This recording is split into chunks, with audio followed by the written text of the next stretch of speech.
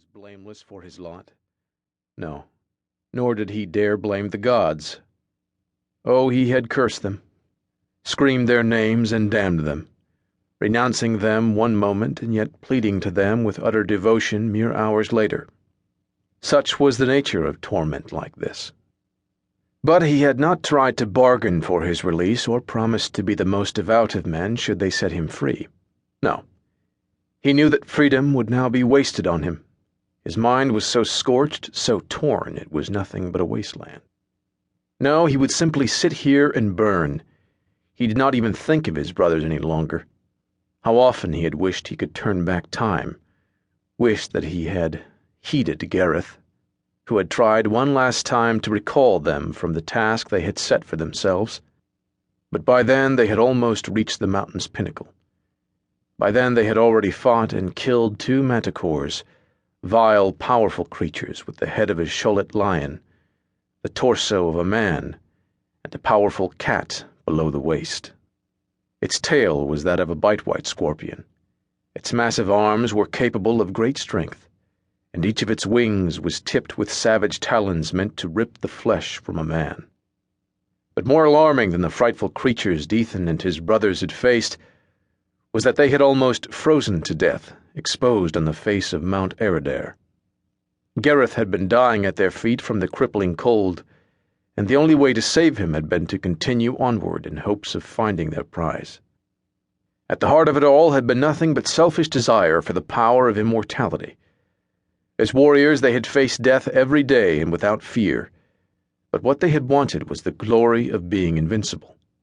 Like the demigods, the gods' own children, or the special heroes that had been awarded immortality as a prized gift for their service to the gods. They had first tried to obtain the gift through their deeds, winning battles and waging war, overtaking heathen lands and building monuments to the gods, teaching their ways to the untaught. They had converted land after land into the lands of the shield goddess, or the god of peace and tranquility. But the gods had been unimpressed, and had offered no reward for their service. And now he knew why. He knew it was because they had never really done any of it in the name of the gods.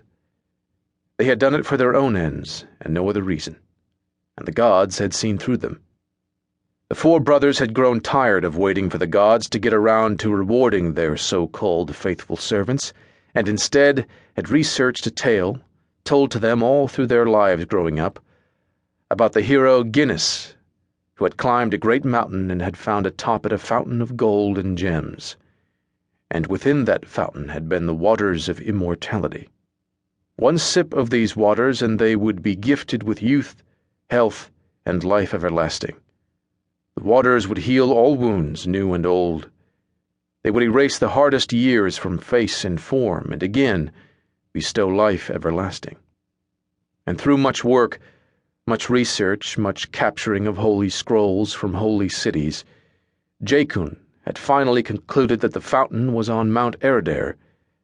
It could not be anywhere else, for all other mountains had reportedly been conquered by other men, and there had never been tales of success of finding the fountain.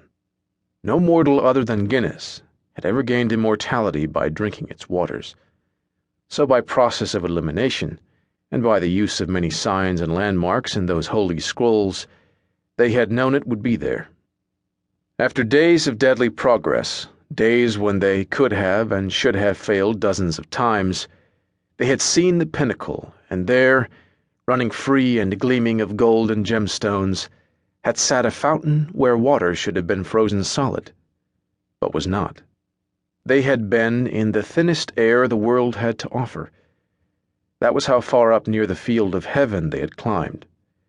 They could barely breathe, it was so thin.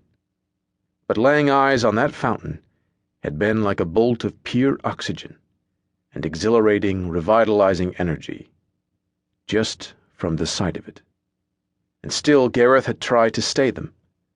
Upon seeing it, he had hesitated and asked them to rethink this, had claimed a sense of foreboding. But they had ignored him and had pressed on, and in the end all 4 of them, even Gareth, had drunk deeply of the fountain's waters. It had truly been the most miraculous thing Dethan had ever known.